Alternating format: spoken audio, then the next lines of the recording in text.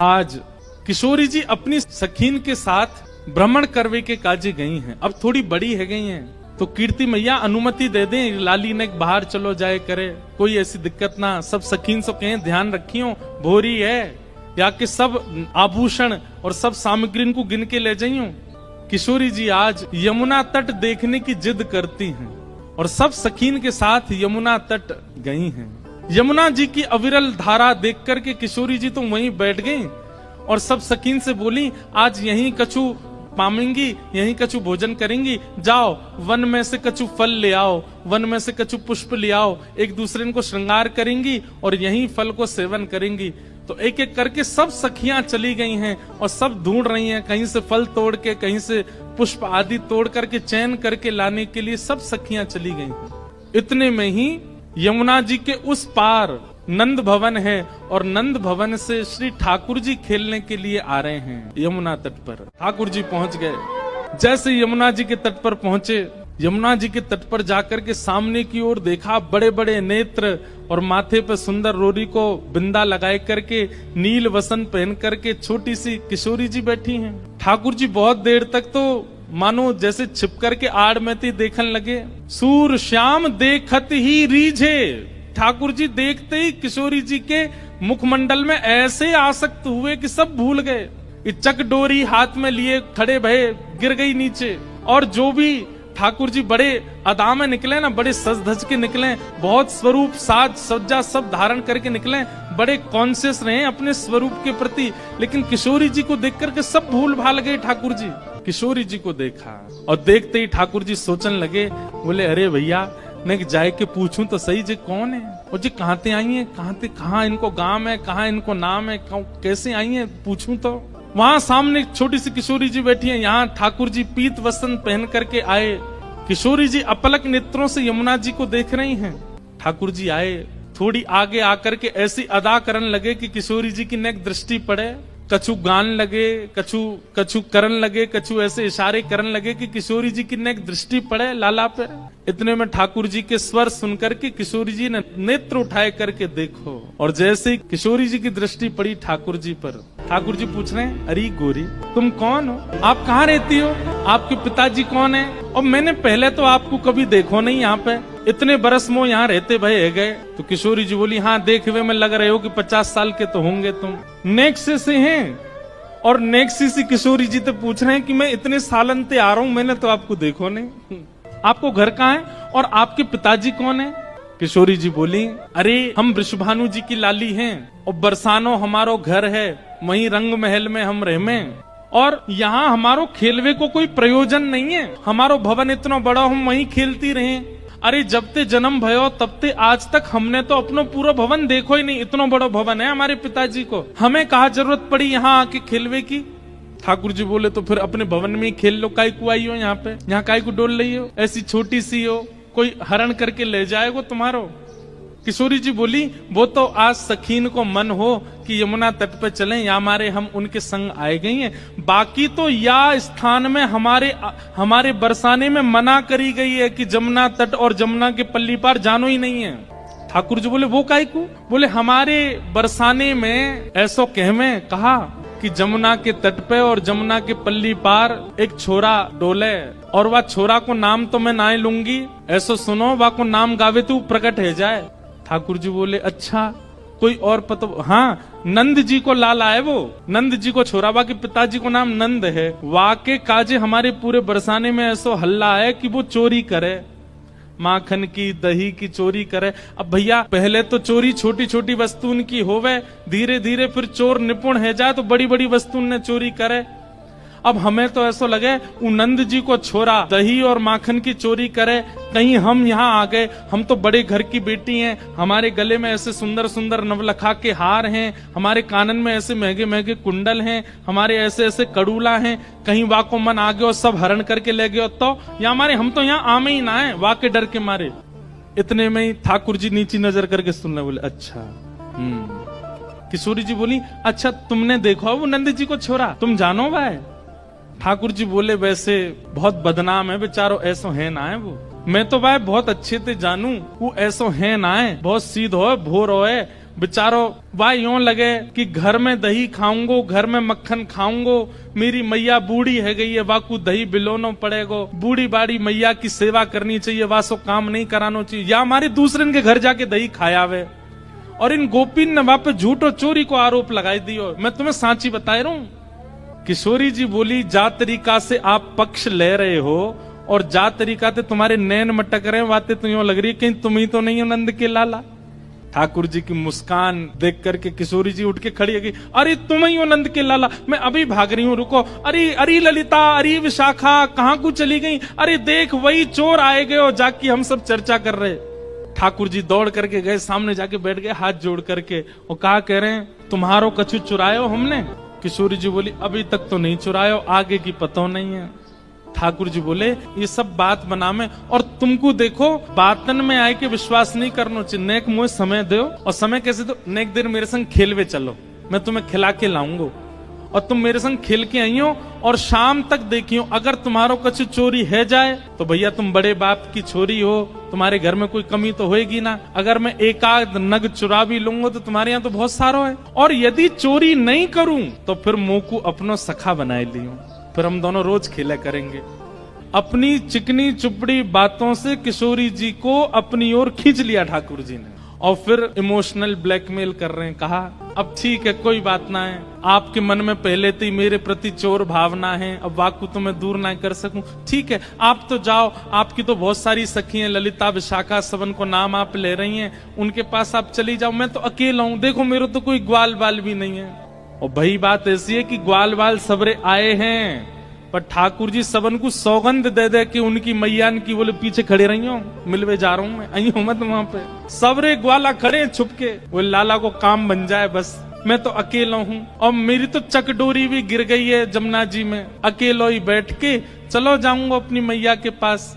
किशोरी जी इतनी भोली बेचारी, ठाकुर जी पर दया आ गई उनको, अरे ना तुम अकेले ना हो, तुम अकेले बताओ कहाँ चलें खेलवे। ठाकुर जी बोले, पास में एक आम को बगीचा है, और वह बगीचा में बड़े सुंदर सुंदर आम लगे। ठाकुर जी ने मन में विचार करी, अब किशोरी जी मिली हैं तो ने अपने जैसो गुण तो दे दूं इनको। और वहां में बड़े सुंदर सुंदर आम लगे हैं, और वो आम को बगीचा हमारे नंदराय बाबा को ही है, आप वहां चलो, बढ़िया पके पके आम तोड़ तोड़ के प्रेम से पामेंगे। हाँ किशोरी जी बोली, हाँ चलो आम पावे चलेंगे। अच्छा, इस बीच खूब बात भई है ठाकुर जी और किशोरी जी की, हाथ पकड़ के दोनों जा रहे हैं। किशोरी जी बोली, अच्छा अपनो नाम तो बताए दो। ठाकुर जी बोले, मेरो नाम है कान कुंवर। किशोरी जी बोली, नाम तो बड़ो अच्छो है, लेकिन इतनो बड़ो है मो याद ना है रो। किशोरी जी भी कितनी बोली है, बोले मो याद ना है रो। ठाकुर जी बोले, अरे या में कौन सी बड़ी बात, देखो या को स्पर्श करो, जे कहा है, बोले कान, बोले बस या कान, कान को स्पर्श कर दी तुम्हें कान याद आ जाएगा, फिर कुंवर, कान कुंवर, कान ते ही मेरो नाम याद आ जाएगा। किशोरी जी बोली, हाँ तुम्हारो नाम याद आए गयो। अच्छा तुम रहो कहाँ को? ठाकुर जी ने अपना पूरा पता बता दियो, जमुना जी पार करोगे सीधे जाओगे, वहां पे गोकुल आ जाएगो, वहां सबसे बड़ी हवेली जो है वो हमारी है, हम बड़े बाप के लाला हैं। तुम बहुत देर से बता रही बड़े तुम्हारो महल है, ऐसो आंगन है, ऐसो सब है, सब बात है रही है। और किशोरी जी को हाथ पकड़ करके ले गए बगीचा में, एक आम को वृक्ष। ठाकुर जी ऊपर चढ़वे में निपुण कम है, और होंगे भी तो किशोरी जी के सामने आज दिखा रहे हैं, मुंह पे चढ़वो ना आवे। ऊपर 2-3 बार चढ़े फिर फिसल गए। किशोरी जी बोली, अरे तुम पे तो चढ़वो ना आवे, देखो मैं चढ़ के बताऊं। किशोरी जी बोले, हाँ आप चढ़ जाओ। किशोरी जी ऊपर चढ़ गई। ठाकुर जी बोले, प्रथम मिलन हुआ है, पहले मिलन में अपनी छाप नहीं छोड़ी तो हम काय बात के कन्हैया, अब आ जाओ ऊपर। ठाकुर जी बोले, अरे श्यामाजू, अगर मैं ऊपर आ जाऊंगा और फिर आम तोड़ेंगे तो नीचे पकड़ेगा कौन, और हम आम तोड़ेंगे नीचे गिर के सब फट जाएंगे तो पामेंगे कैसे? किशोरी जी बोली, हाँ बात तो सही है, तो कहा करें? ठाकुर जी बोले, मैंने अपनी पीताम्बरी खोल ली, आप ऊपर ते आम घेरो। किशोरी जी बोली, हाँ ये अच्छा। नीचे ठाकुर जी खड़े हैं, किशोरी जी आम तोड़ रही हैं, खूब सारे आम तोड़ लिए, ये वारो निकारो वो वारो निकारो। ठाकुर जी नीचे तो ही बता रहे हैं, किशोरी जी ढूंढ ढूंढ के आम दे रही है नीचे। इतने में ललिता विशाखा ढूंढ रही हैं, हमारी किशोरी जी कहाँ चली गई। और ढूंढते ढूंढते ढूंढते उनको दूर वृक्ष पर नील पोशाक धारण करी भाई किशोरी जी दिख गई कि ऊपर चढ़ी हुई है वहां पे। यहाँ ते ललिता विशाखा दौड़ी, ठाकुर जी को पता चल गई कि ललिता विशाखा आ रही ऊपर ते। किशोरी जी बोली, ये सब मेरी सखियां सबरी आ रही हैं, अभी इनको भी आम खमामेंगे।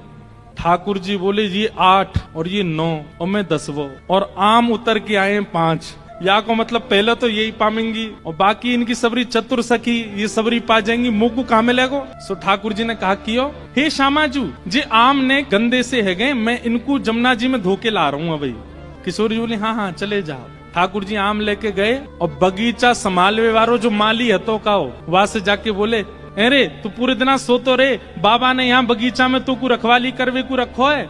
अरे नाय लाला ऐसी बात ना, तेरी बाबा ते जाके शिकायत करूंगा। नाय कछु मत कहियो। देख 9 चोरनी आई है हमारे बगीचा में और सबरी आम चुरा चुरा के ले जा रही, मैं छीन के लाया हूं उनते। 8 तो नीचे उतरी आई, एक अबे ऊपर चढ़ी हुई है, जा देख ले उन्हें। इतने में ही महाराज बगीचा को मालिक आयो, आकर के जैसे ही माने जो दूर ते चिल्लाना शुरू, अरे चोर आ गए चोर आ गए। इतने में ललता विशाखा आई, जल्दी ते किशोरी जी को नहीं। किशोरी जी बोली अरे वो कान कुंवर आए रहे होगो, कान कुंवर आए रहे होगो।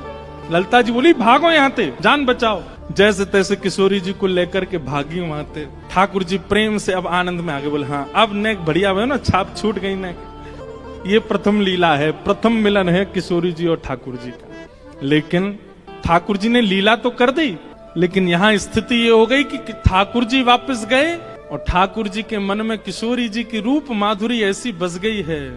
वो नेत्र, वो नासिका, वो मुखमंडल, वो कान, वो चाल, वो बोली, वो सब ठाकुर जी के मन में ऐसी घर करके बैठ गई है कि अब कोई और सुहा नहीं रहे है। छोटे से ठाकुर जी 5 वर्ष के लाला ऐसे गुमसुम चुपचाप बैठे हैं, चलते चलते हंस रहे हैं, बैठे बैठे मुस्कुरा रहे हैं। जैसे एक प्रेमी की स्थिति हो जाती है, नेक से ठाकुर जी की वैसी स्थिति है गई। और वही स्थिति हो गई है किशोरी जी की। एक बार ठाकुर जी श्यामा सखी बन करके गए। ठाकुर जी ये विचार करके गए, मैं जाके किशोरी जी के मन की देख के तो आऊं। ये मेरे सामने तो प्रिय प्रिय बोले मोए, मेरे बिना ये मोए मेरे बारे में कहा बोले, मैं एक बार सुन के तो आऊं। नीचे लहंगा पहनो है, ऊपर चुनरी पहनी, बिल्कुल यहाँ तक पूरी चुनरी लगा ली है, हाथन में बढ़िया चूड़ी पहनी है, कानन में कुंडल पहने हैं। क्षुद्र घंटे का यशोदा मैया ने पहनाई, वहां में छोटी छोटी घंटी लग रही है, वह को कौंधनी बना करके कमर में पहनी है, पामन में पाजेब पहनी। ठाकुर जी गए श्यामा सखी बन करके किशोरी जी के पास, बरसाने में प्रवेश कियो। सबरी गोपी कहे आहा कैसी मनोहर चाल है, नेक सी गोपी कैसी मटक मटक के चल रही है। अरे सखी तू कौन की लाली है? ठाकुर जी तेज तो हैं बोलने में, जो पूछे तू कौन की लाली, बोले तेरी हूँ, भूल गई। अरे बड़ी चपड़ चपड़ बोला है। पहुंच गए ठाकुर जी बरसाने। बरसाने में द्वार पर जाकर के सखीन से बोले मुझ को भीतर जान दो। सखी बोली कौन हो तुम? बोली मैं श्यामा सखी हूँ। कहाँ ते आई हो?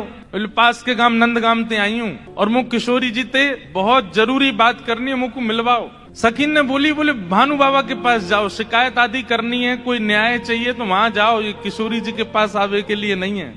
और नहीं हम तो किशोरी जी से ही बात करेंगी, ऐसी बात है कि मैं वृषभानु जी से ना कह सकूं। सकीन ने जाकर के भीतर किशोरी जी से कही, हे लाडली जो, बाहर एक गोपी ठाड़ी है और यूं कह रही है कि वह को आपसे ही बात करनी है और आपसे बात करके कछु न्याय करानो है। किशोरी जी बोली अच्छा बुलाओ भीतर। द्वार खुले, ठाकुर जी बढ़िया चुनरी पहन करके, ये गजगामनी सी चाल, एक तो चाल ही ठाकुर जी की टेढ़ी मेढ़ी, ऊपर से सखी बन करके और ज्यादा बनावटी चल रहे हैं तो इतने प्यारे लग रहे हैं। किशोरी जी सिंहासन पर विराज रही हैं और श्याम सुंदर भीतर आ रहे हैं। जैसे ही द्वार से भीतर आनो भयो, किशोरी जी तो कहें अरे सखी या की चाल तो देख कितनी बढ़िया है। ललिता विशाखा बोली हाँ चाल तो बढ़िया है, अरे देखियो या की कमर कैसी सुंदर लग रही है। ललिता विशाखा बोली श्री जी आपको पहली बार कोई सखी पर मोहित रहते हुए देखो हमने, आप तो सदा प्रियतम श्री श्याम सुंदर पे ही मोहित रहे में, लेकिन आज पहली बार। अरे पतो ना या की चाल ढाल और जो जो अंग या के दिखाई दे रहे हैं, ऐसे घूंघट पकड़ी चल रही है, यहाँ से भुजा दिख रही है, नेक नेक थोड़ा उधर भी दिखाई दे रहा है, थोड़े थोड़े चरण भी दिखाई दे रहे हैं, जो जो अंग मुंह को दिख रहे हैं ना इतने प्रिय लग रहे हैं कि मैंने ऐसी प्रिय स्वरूप तो पहले देखो नहीं है। और किशोरी जी कहने ललिता तू मेरी एक बात सुन। बोल कहा ये जो भी बात करे वो सुन लेंगे, फिर वाक्य बाद याकू अपने सखी समाज में ले लियो। मुख बड़ी भारी है, अभी याकू मुख नहीं दिखो, मुख मैं तभी यहाँ पे मोहित है गई हूँ। विशाखा जी बोली नहीं रुक जाओ, आन तो दो, बात तो होने दो। किशोरी जी आज जैसे ठाकुर जी को देख के हो जाती है वैसी हो गई है, एक सखी को देख स्वयं पर भरोसा नहीं हो रहा है किशोरी जी को कि मैं ऐसी क्यों है रही हूँ। ठाकुर जी आके सामने खड़े है गए, उन्हें एक बनावटी सी आवाज भी बना ली ठाकुर जी ने। किशोरी जी बोली कहो सखी कहा नाम है तुम्हारो? अजी मेरो नाम तो श्यामा सखी है। स्वर सुनते ही किशोरी जी के नेत्र बंद है गए। ललिता जी को हाथ पकड़ के कहें मुकु कहा हेरो है, या के चाल, या के रूप रंग सब देख करके तुम, या के स्वर में भी कछु आकर्षण है। ललिता जी बोली श्यामाजू ऐसे ना करो करें, अरे वो सखी है वहां पे आप मोहित काई को रहे? बोले ना पता ना, या मैं तुम्हें ना लग रहा आकर्षण? बोले ना हमें तो ना लग रहा।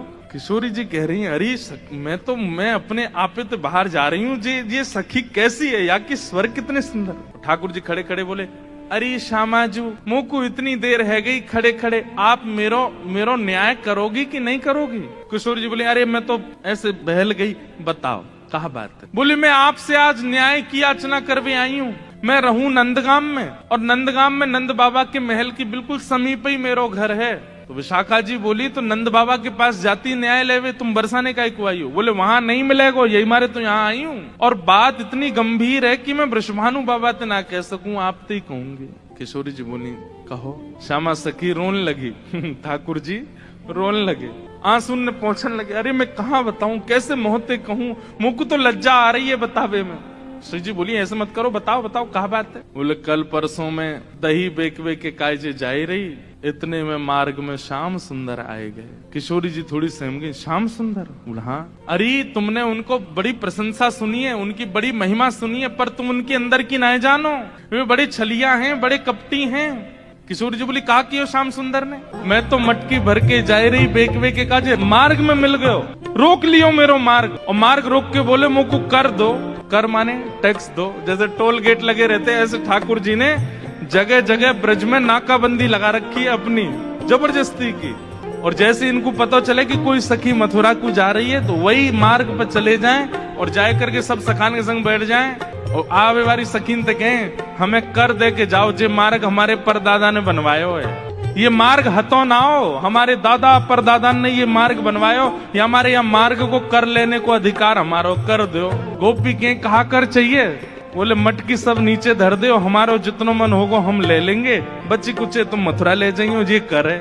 अब मटकी नीचे धर के अगर कोई गोपी कह दे कि लाला तो जितनो हो पाले, ठाकुर जी छोड़ेंगे वहां में? स्वयं पाले, लेकिन स्वयं को पेट तो नेक सो फिर ग्वालान ने पवा में गोपी के अब तो है गयो दे दो। अरे अभी हमारे और भी ग्वाला है। बोले फिर कौन नाम है? फिर बंदरों को कू कू करके ठाकुर जी आवाज करते हैं, खूब सारे बंदर आ जाते हैं, फिर उनको बांटते हैं। वाके बाद गोपी के सबरो मक्खन तो खत्म है गयो, मटकी है तो छोड़ दो। ठाकुर जी बोले मजो नहीं आयो, जब तक यहाँ मटकी की आवाज नहीं आवेगी डंडा तो वह मटकी फोड़े। फिर कहें गोपी मक्खन तेरो बासो हो नेक्सस, दोबारा लेके आइयो। ऐसो करे तुम्हारो ये कन्हैया, कौन कर देगो या को? अरे राजी राजी नेक कर ले ले तो बात ठीक भी है, ये तो मटकिन ने फोड़ दे, सबन ने खवाए दे, लेकिन मेरे संग तो बहुत बुरा कियो। किशोरी जी बोली कहा कियो? बोले मेरो घूंघट उठा लियो, मेरी चुनरी खींच ली, मेरा हाथ मरोड़ दियो, और अच्छा इतनो ही कियो और तो कछु ना कियो? अरे कहाँ बताऊं और कहा कियो? बोले और कहा कियो? मैं तो चाहूं भी ना हूं कि वो मेरे पकड़ में आवे, क्यों बिना पकड़ के इतना ऊधम मचावे, पकड़ लूंगी तो जन कहा करेगो, ऐसो कष्ट दे मुझको। मैं कहा बताऊं आपको? श्री जी थोड़ी घबरा सी गई। अच्छा श्री जी को ये है कि अकेले में मुंह से कन्हैया की बुराई कर ले तो मैं सह भी लूं, ये ललिता विशाखा के बीच में काई को बोल रही है? ये तो वैसे ही उनसे चिड़ी रहे इतनो, इनके सामने क्यों कह रही है? श्री जी कह रही है अरे तू चिंता मत करे, श्याम सुंदर को हृदय कारो नहीं है, वो बस स्वरूप ते ने कार्य से लगे, वो ने अपनी लीलान में थोड़े से ऐसे चटक मटक से हैं, बाकी हृदय से ऐसे नहीं है। तो ठाकुर जी तो सुनने आए हैं ना कि मेरे बारे में कैसे विचार हैं श्री जी के। अच्छा आप बड़ी हृदय की जानो उनकी? ठाकुर जी कह रहे हैं आप बड़ो पता हो उनके हृदय को। श्री जी बोली मतलब ऐसो तो मुझे ना पता, लेकिन हाँ जितनो मैंने सुनो है, जितनो मैंने जानो है, वहां से मेरो अंदाजो ऐसो है कि वो हृदय ते ऐसे नहीं है, वो तो बस एक लीला करें। ठाकुर जी बोले अरे श्यामाजू तुम कहा जानो, जाको रंग कारो होवे ना, जो भीतर ते अत्यंत कारो है जाए वाको रंग भी कारो है जाए। अब तो ठाकुर जी ऐसी ऐसी बुराई करने लगे अपनी ही कि श्री जी को न क्रोध आवे, और फिर इनके हृदय के भाव सुनू मैं। जाको हृदय बड़ो कारो रे ना, वाको रंग भी कारो है जाए। ये श्याम सुंदर केवल लीला नहीं करे, ये हृदय तो ही ऐसे हैं। मुझे तो ऐसा लगे जैसे जैसे आपने भौरो देखो है ना, श्री जी वो एक पुष्प पे बैठे है, वाको रस ले, फिर दूसरे पुष्प पे चलो जाए, वाको रस ले, और देखो भौरो भी कारो रे और एक कन्हैया भी कारो। जो एक को कभी नहीं रह सके, ये तो सबको है।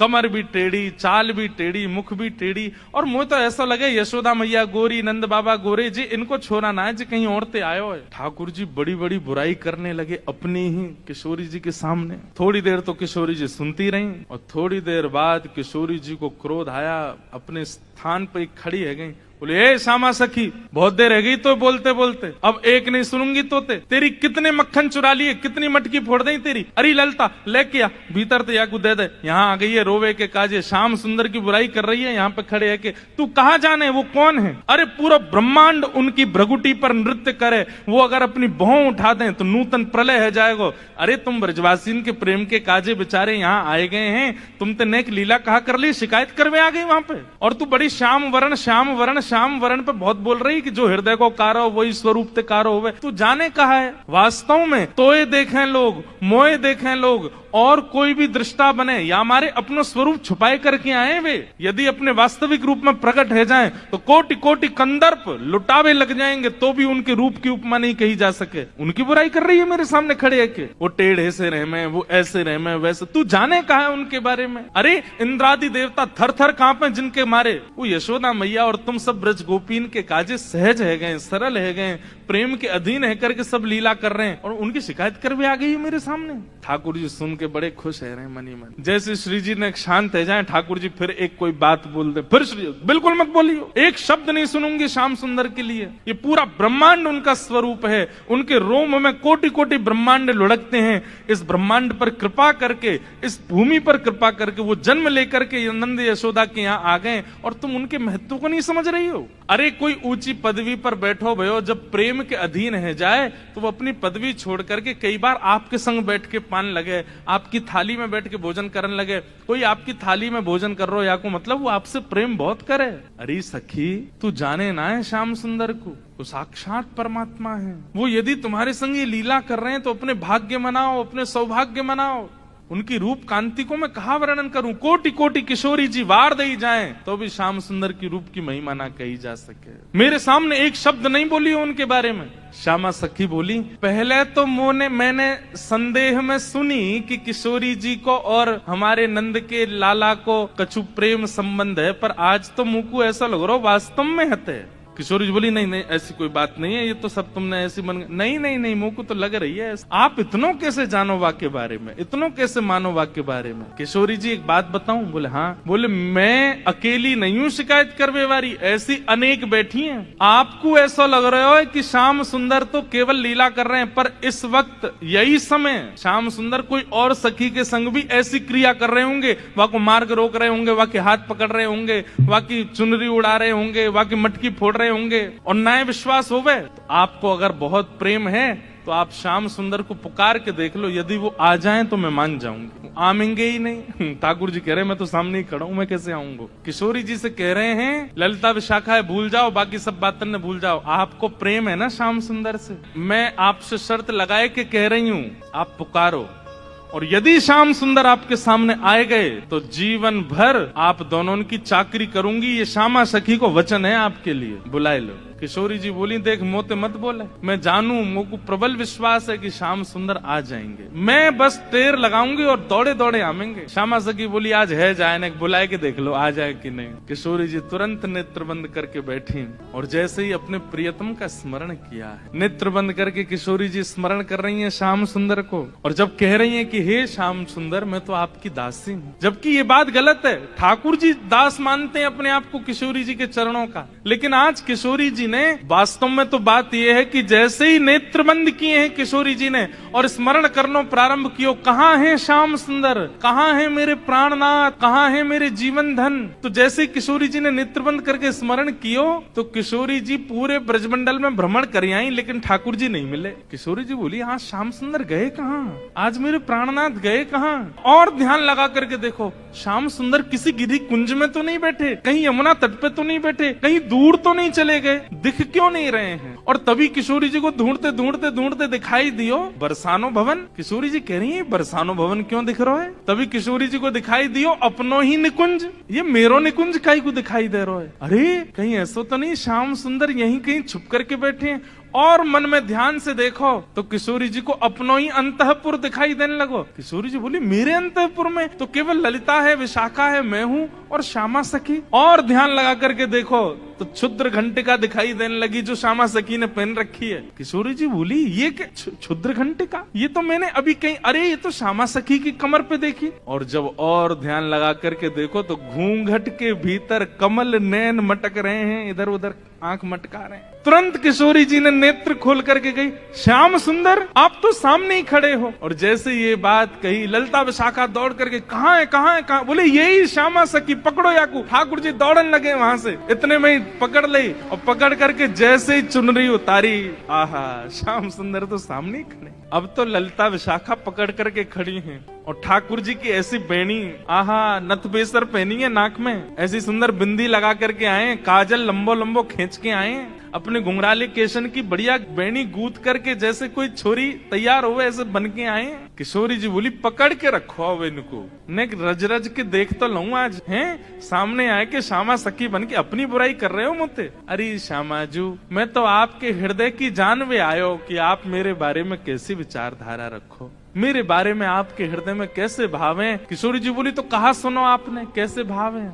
बोले मुंह को ऐसा लगो करतो कि मुंह से ज्यादा प्रेम कोई ना कर सके या संसार में। पर हे श्यामाजू आज आपके प्रेम के भाव पर तो मैं भी बिक गयो, आपको प्रेम तो अटूट है। अरे आप तो ऐसी हैं कि आप बैठी कहीं भी हो लेकिन आपके चिंतन में सदा मैं विराजमान रहूं। मैं कहाँ जाऊं, कहाँ करूं, कहाँ खाऊं, कहाँ पीऊं, कैसे आऊं, आपको सब पता है। किशोरी जी ने कही आज एक काम करो। बोले कहा द्वार सब बंद कर दो, चटकनी लगा दो, आज जान नहीं देंगे इनको, आज यहीं बैठाओ। बड़ी श्यामा सखी बन के आई हो, इधर आओ। ठाकुर जी बोले अरे श्यामाजू मैं आपके चरणन को पूजूं, आपसे हाथ जोड़ रहा हूँ, मुझको छोड़ दो। बोले ना आज तो याकू नई दुल्हन बना के यशोदा के पास ले चलेंगे और यशोदा जी से कहेंगे देखो हमारे गांव की एक नई दुल्हन आई है, अभी ब्याह भयो, याकू आशीर्वाद दे दो। और जब यशोदा मैया अपने लाला को चिर सौभाग्यवती जब आशीर्वाद देंगे तब आवेगो आनंद। किशोरी जी आपसे हाथ जोड़ूं, पाम परूं, ऐसा मत करियो, यशोदा मैया के आगे नाक कट जाएगी मेरी, ऐसे छोरी बनो डोलूं,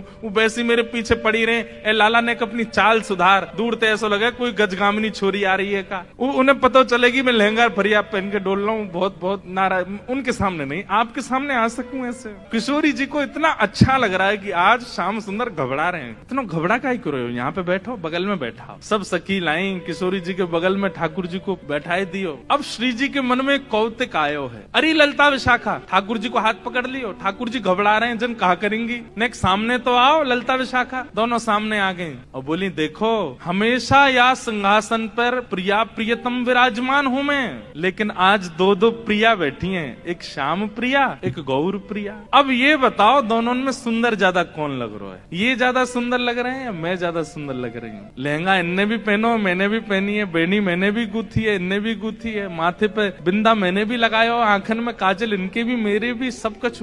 अब तुम दोनों बताओ हम दोनों में सुंदर ज्यादा कौन लग रहा? श्याम सुंदर ऐसे रो मत, मुस्कुराओ, कछु कर थोड़ी नहीं हूं मैं। ठाकुर जी मुस्कुराने लगे, अरे ललिता बताए दे आज सुंदर कौन है। ललिता विशाखा अंदर ही अंदर रो रही हैं और अंदर ही अंदर, क्योंकि किशोरी जी ने ये क्रम शुरू किया तो किशोरी जी को कम देख रही है, ठाकुर जी को ज्यादा देख रही है, क्योंकि किशोरी जी ने तो ये खेल शुरू करवाया। बताओ दोनों में सुंदर कौन? उनसे क्या कहें, ठाकुर जी को देखती हैं और देखते देखते देखते अश्रु भराते हैं नेत्रों में। बोले आप ही बताओ ना क्या करें, दोनों ही समान लग रहे हो हमको, दोनों ही एक जैसे लग रहे हो, दोनों में ये न्याय करना बड़ा मुश्किल है। ठाकुर जी आप ही कछु संकेत करो, क्या बताएं? जैसे ठाकुर जी ने देखी ललिता विशाखा बड़ी परेशान है गई हैं, तो पहले ठाकुर जी नेत्र बंद कर लिए और नेत्र बंद करके मानो ऐसे करके बैठ गए। बोले कि अगर तुमने इनको श्रेष्ठ बतायो तो फिर याद रखियो, तुम बच के दिखाइयो मोते। ललिता विशाखा सोच रही भाई जीनो तो हमें श्री जी के संग है, और श्री जी की अगर हम प्रशंसा कर देंगे तो ठाकुर जी नहीं छोड़े, ठाकुर जी की कर देंगे तो फिर श्री जी कहेंगे अच्छा जाओ नंदगाम में बोरिया बिस्तर लेके जाओ, वहीं रहो, यहाँ नहीं रहना। अंत में ठाकुर जी से कहने लगी, बोले बताओ तो क्या करना है? अंत में ठाकुर जी को दया आ गई, दया आके ठाकुर जी ने ऐसे इशारा किया, बोले इन्हीं की बताओ बताओ, बेसर इन्हीं की अच्छी है। बोले मेरी प्रशंसा कर दोगे मोहे सुख नहीं मिलेगा, इनकी प्रशंसा करोगे ये राजी भी आ जाएंगी, मोहे भी सुख मिले। और ललिता विशाखा बोली कछु नेक सरस, ये नहीं स्पष्ट बोला कि श्री जी की बेसर, श्री जी को श्रृंगार ज्यादा सुंदर है। क्या कह रही है? बोले हे नंद नंदन हमें क्षमा करियो, कछु नेक सरस लली की बेस, आपसे नेक ज्यादा नहीं, नेक सुंदर हमारी श्यामा जू लग रही। और ये बात कहते ही ठाकुर जी सिंहासन से नीचे आ गए कि अरे जय हो हमारी श्यामा जू की जय हो, हमारी लाडली जू की जय हो, हमारी वृषभानु दुलारी की जय हो। सब जय जयकार करने लगे। किशोरी जी बड़ी आनंदित है गई, लेकिन मनी मन सोचने लगी अरे ललिता तेने गलत कियो, ठाकुर जी ज्यादा सुंदर लग रहे हैं। अब ललिता जी बोले अब ये लो, ये अलग लड़ाई होगी, अब ये यूं लड़ेंगे कि तुमने मेरी काई को कह दी, तेने देखी ना, देख कैसी बेसर पहन के आए, देख कैसी बहु लग रही है, तेने गलती कर दी, मेरी प्रशंसा इन्हीं की करनी तो है, आप कह रही हो तो यही सुंदर। अच्छा तो या को मतलब तेने वास्तव में ना कही, अब इनके पक्ष में चली गई। लाला तेरे काज एक बहुत सुंदर छोरी देखी है मैंने, और तो ले जावे आई हूँ, माँ चल मेरे संग। ठाकुर जी बोले कौन सी छोरी है? बोले अपने बरसाने में। बोले बरसाने में भानु बाबा की छोरी राधा रानी? पूर्णमासी बोले हम जाने तो तू सब है, बस बात बनावे। लाला माँ सबरी चर्चा कर रही है तो देखनो चाहे एक बार, तो वो सबरी तो यूँ कह रही तुम कैसे उछल बल के ले आओ, लेकिन लाला तो तुम्हें बता दूं स्पष्ट बात, तू मेरे संग राजी राजी चलो चल, वहाँ पे सबरी सखीन को तो दिखा लाऊंगी, तेरो ब्याह है जाएगा, बढ़िया प्रेम ते रहियो। फिर मन सुखा बोलो ऐसे नहीं जाएगा लाला हमारो, पहले मेरे काजी भी छोरी बताओ, जब मेरो ब्याह भी पक्को बताई दोगी तब लाला जावेगा और मैं संग जाऊंगा। पूर्णमासी बोले तो बिल्कुल ना लेके जाऊंगी। मन सुखा बोलो मैं तो जाऊंगा लाला, अकेले छोड़, यशोदा मैया ने जिम्मेवारी दे रखी है हमें, लाला एक क्षण के काज भी अकेलो नहीं रहेगा, हम तो संग जाएंगे। पूर्णमासी बोली अब लाला देख देरी मत करे, रात है जाएगी, फिर सब तो ढूंढेंगे, तू जल्दी चल मेरे संग बरसाने, और माँ सबरी तेरी प्रतीक्षा कर रहे हैं। ठाकुर जी बोले नहीं एक बार यूँ बताए तो मैं कैसा लग रहा हूँ? पूर्णमासी बोली लाला बहुत सुंदर लग रहा हो, बहुत चोखा लग रहा हो, बिल्कुल एकदम बढ़िया। अभी गैया चरा रहे हैं, गोबर लगाए जगह जगह पे, लेकिन फिर भी पूर्णमासी कह रही बहुत बढ़िया लग रहा हो लाला, ऐसी चलो चल। मन सुखा बोलो हम बता दे हम कैसे लग रहे हैं? तू तो ऐसा लग रहा हो कोई बंदर नहा के आयो हो, बाकी सबरे बाल चिपक जाए। मन सुखा बोलो तू मोते ज्यादा ना बोल रही, यूँ ना पता कि लाला अगर मैं इशारो कर दूंगा तो जावेगो नहीं बरसाने की ओर। पूर्णमासी बोली तू कर दे इशारो एक बार याकू। मनसुखा बोलो लाला तू बरसानो नहीं जाएगो। पूर्णमासी बोली लाला संध्या हरी जल्दी चल, सोई ठाकुर जी चल दिए। मनसुखा बोलो लाला तेने बढ़िया हमारी यारी नभाई है, हम एक बार हमारी बात मान जा तो रुक जा तो नहीं। बोले अरे ब्याह के काजे में 6 महीना ते इंतजार कर रहा हूँ, जैसे तैसे हेरो तो है ना देगो, तेरी बात बाद में मान लूंगा मैं, अभी जान दे। मनसुखा बोलो मैं भी चलूंगा। खूब पूर्णमासी ने मना करी, लेकिन मनसुखा बोलो मेरे बिना नहीं जाएगा, मैं चलूंगा। मनसुखा भी गयो। मनसुखा रास्ता में बोलो कैसो दिन आ गए हो भैया, बता दुल्हा पैदल पैदल जा रहा है, अरे कोई बैलगाड़ी तो मंगा ले, कोई घोड़ा तो मंगा ले, कोई ऊंट तो मंगा ले। पूर्णमासी बोली तुम जैसे इनके ब्याह है रहे यही बहुत बड़ी बात है, पैदल ही चल दो। बोले देख मैं तो पैदल चलूंगा, लेकिन लाला पैदल इतना दूर बरसानो पैदल थोड़ी जाएगा। या के काजे अब तेरे काजे ऊंट कहाँ ते लाऊं मैं, तेरे काजे घोड़ी कहाँ ते लाऊं मैं। मनसुखा बोलो वैसे जरूरत तो ना है, तुम नेक और झुक जाओ तो तुम ही काफी हो, तुम पे बैठ जाएगा। थोड़ी तो झुकी भाई हो, नेक और झुक जाओ। लेकिन पूर्ण ब्रज में सबको सुख मिलता है ठाकुर जी के साथ। पूर्णमासी नेक और झुक गई, ठाकुर जी अपने कंधा पे बैठा लिए, दोनों तरफ पैर लटका करके ठाकुर जी मुंह दिखाई करवे जा रहे हैं, अपनो ही मुंह दिखावे जा रहे हैं। पूर्णमासी करी लाला पहली बार आयो बरसाने? ठाकुर जी कह रहे हैं हाँ पहली बार आयो हूँ। बोले हाँ प्रत्यक्ष रूप में तो पहली बार लाला आयो है, वैसे तुझन कितनी बार आ चुको। खुद ही कंधा पे बैठे बैठे रास्ता बता रहे, आगे ते बाएं मुड़ जाइयो, यहाँ ते दाएं मुड़ जाइयो, यहाँ ते सीधे चलियो वही है। अच्छा पहली बार आयो तू? ठाकुर जी बोले ना आ चुका हूँ, लेकिन स्वप्न में आयो, स्वप्न में देखो मैंने बरसानो। लेकिन जैसे ही ठाकुर जी पहुँचे बरसाने, हर घर में मानो जैसे आनंद की अपने आप लहर छाने लगी, चंदन की सुगंधी आने लगी, शीतल वायु सबके अंग को स्पर्श करके आह्लाद प्रकट करने लगी। जिस रूप माधुरी का दर्शन आज तक नंदगांव गोकुल की गोपियां करती थी, आज उस रूप माधुरी का दर्शन बरसाने की गोपियां कर रही हैं। हर घर में गोपियां अपनी अटारियों पर, खिड़कियों पर आकर के खड़ी हो गई हैं, श्याम सुंदर की मनोहर झांकी को देख रही हैं। पूर्णमासी जैसे ठाकुर जी को लेकर के कीर्ति भवन में पहुंची है, आहा सामने से कीर्ति मैया ने पहली बार लाला को देखो है। क्या रूप झांकी, क्या ठाकुर जी के सुंदर नेत्र, क्या ठाकुर ठाकुर जी की छवि। कीर्ति मैया को इतने भागे, मन तो हुआ कि अभी गोद से उतारूं, अभी भामर पड़वा के ब्याह कर दूं लाली को। लेकिन जाए करके जैसे ही पहुंचे तो पहुंचते ही स्वागत ही ऐसा कि अच्छा तो जई है वो कारे काले कलूटे। ठाकुर जी की रूप माधुरी पर ही आक्षेप करने लगी सब। ठाकुर जी को बैठा करके सब सखियां घेर करके बैठी हैं और अब आपस में चर्चा करनी है। बीच में मनसुखा भी बैठा है। सखियां आकर के बोली मैया जमाई तो आयो संग में, मुंह दिखाई करवावे आयो संग में, पर ये अपने गांव ते बंदरन ने काई को लिया आयो संग में। मनसुखा बोला हम बंदर ना है, हम लाला की सखा हैं, हमारे कहे बिना कछु ना करे लाला। हम कहें तो उठे, हम कहें तो बैठे, हम कहें तो चले, हम कहें तो सोवे, हम कहें तो खावे। धीरे से देख रहे हैं ठाकुर जी अब की मान जाइयो, अगर कछु कहें तो पिछली बार तो चल दियो। सब सखियां ठाकुर जी को कोई कान पकड़ के देख रही है। मैया कान तो ठीक है, आके नाक पकड़ के देख रही है। मैया नाक ठीक है या की आंखन में घूर घूर के देख रही है। बोले मैया आंख ठीक है या की मुखमंडल देख रही है, हाथ देख रही है, पाम देख रही है, चलवा के देख रही है, चलवा के देख रही है। सब गोपी कह रही मैया चाल तो बढ़िया है, लेकिन नेक ऐसी लगे जनानी सी, जनानी समझे, ऐसा लगे नेक नेक कोई छोरी चल रही है का। अरे ना है लाला, हमारो जब गैया चरावे जावे तब देखो बिल्कुल ऐसी मर्दानी सी चाल चले, ऐसा मत कहो। सब ठाकुर जी को घेर करके विविध विविध प्रकार की बातें कर रही हैं। एक गोपी बोली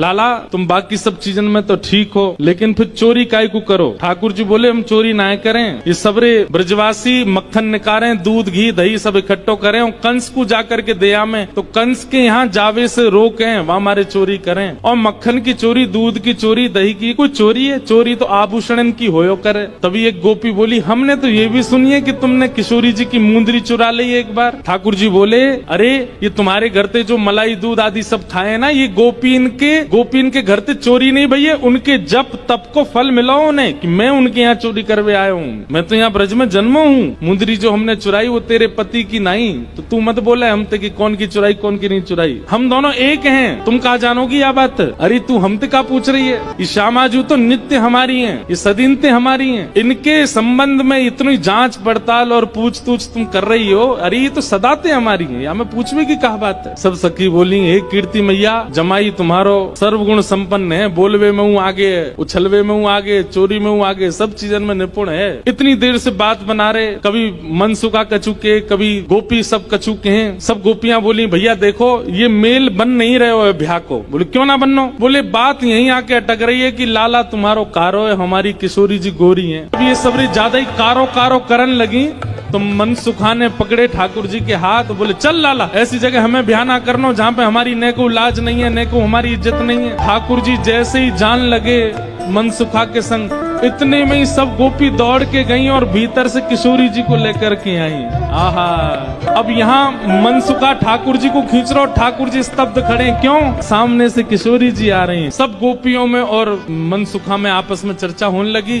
अरे भैया मनसुखा तू अपने लाला यहाँ ते ले जा। बोले काय को? बोले हमारी किशोरी जी तो कमल जैसी, उनके सामने जो भौरा कितनो बुरो लगेगो, बगल में बैठो कैसो लगेगो, या हमारे तुम तो यहाँ ते ले जाओ। ये कितने मुस्कुरा के सुंदर लग रहे हो, पर किशोरी जी की आती इनकी सबरी मुस्कुराहट फीकी पड़ेगी। सब सखियां कह रही हैं बोले ले जाओ अपने लाला, कहीं और ही ब्याह कर लो। तो फिर अगली पंक्ति में मनसुखा कह रहे हैं क्या? जैसी संध्या आ जाए सो कमल मुरझा जाए, अपनी पंखुड़ी ने समेट ले, ऐसे ही लाली आपकी कितनी सुंदर हो, कितनी खिली कमल सी हो, लेकिन लाला के आते ही इनके समस्त तेज को, समस्त योग को, समस्त बल को हमारो लाला ले लेगो, ऐसा है नहीं। पर मनसुखा कह रहा है, मनसुखा कह रहा हूँ हमारो लाला जैसी लाली के बगल में बैठेगो, सबरो तेज तुम्हारी लाली को अपने अंदर ले लेगो। ठीक है हम अपने लाला ले जा रहे हैं। और जैसे ही ठाकुर जी को हाथ पकड़ करके मनसुखा ले जाने लगो, दो चार सखीन के मुख मुरझाए गए। तो मानो जाते जाते कह रहे हैं मन में पछता हूँ मैं, अब भी समय बोल दो तो हम रुक जाएं, लाला तो ब्याह करा देंगे श्री जी को। हमें पता है मनी मन तो आप सब लोग ये सोच रहे हैं कि आपकी किशोरी जी से भी ज्यादा सुंदर आपको वर मिल रहे है। जैसे ही हाथ पकड़ करके ठाकुर जी को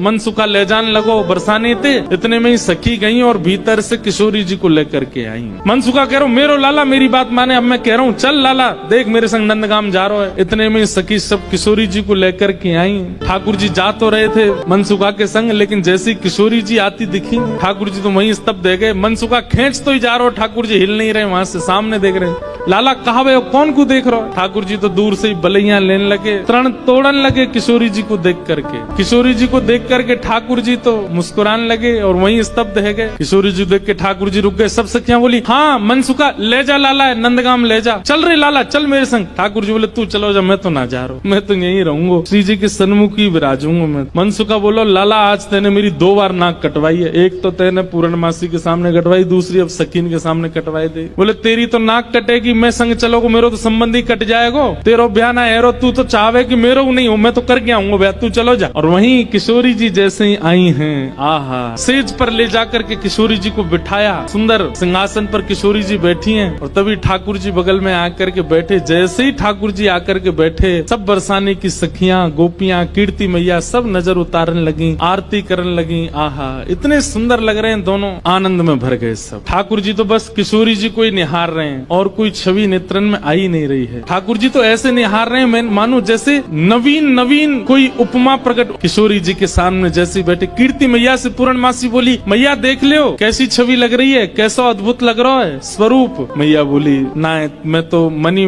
वैसे ही चिंता कर रही, वास्तव में ऐसा लग रहा हो कि जैसे मानो हमारी लाली और ये लाला दोनों एक दूजे के काजे ही बने हैं, दोनों की छवि एक दूजे के काजे ही प्रकट भई है। आहा, ठाकुर जी के बगल में बैठती किशोरी जी कैसी लग रही है, मानो जैसे किशोरी जी तो कुछ स्वर्ण की अंगूठी है और वह स्वर्ण की अंगूठी में नील मणि श्री कृष्ण लगे हुए। दर्शन करके सब सखियां, सब बरसाने की गोपियां निहाल हो गई। सब कहने लगी, मैया अब तो तुम मुहूर्त मत करवाओ, अब तो तुम कोई की प्रतीक्षा मत करो, ब्याह कर ही दो, आज लाला सही हाथ पड़ गयो आगे। कीर्ति मैया मनी मन विचार कर रही, बोले विवाह तो मन में तो है ही चुको है, मन में तो सबके भामर पड़ गई है ठाकुर जी की और किशोरी जी की। ठाकुर जी से सब लोग बोलने लगे, बोले देखो रूप में सुंदर है वे ते काम नहीं बनेगो, हमारी श्री जी के समान गुण है कि नहीं तुम्हारे अंदर। मनसुखा बोलो देख लो, जो कहोगे हमारो लाला करके दिखाई देगो, सब करबे में निपुण है हमारो लाला। मनसुखा कहने लगा, लाला वंशी बजाए के दिखा दे इन लोगन। ठाकुर जी ने जैसे ही वेणुनाद अपने अधर पर धारण करी, वंशी अपनी कोमल उंगलियों से उसके चित्रों को आच्छादित करते हुए जैसे ही